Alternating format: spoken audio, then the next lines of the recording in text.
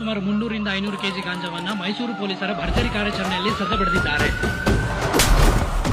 Target fix ಮಾಡಿ and nab the peddlers. ಇದನ್ನ ಯಾರೇ ಮಾಡ್ತಾ ಇರೋದು? ನಾನ್ ಪಚ್ಚ, ಅಮ್ಮ ಇಟ್ಟ ಹೆಸರು ಪ್ರಶಾಂತ, ಆದರೆ ಪಾಪ್ಯುಲರ್ ಆಗಿದ್ದು ಪಚ್ಚ ಅಂತ.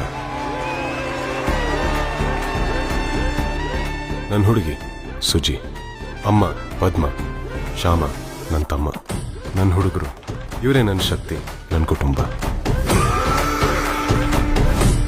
ಪಚ್ಚನ್ ಕತೆ ಓಕೆ, ಮ್ಯಾಂಗೋ ಪಚ್ಚ ಆಗಿದೆ ಯಾವಾಗ?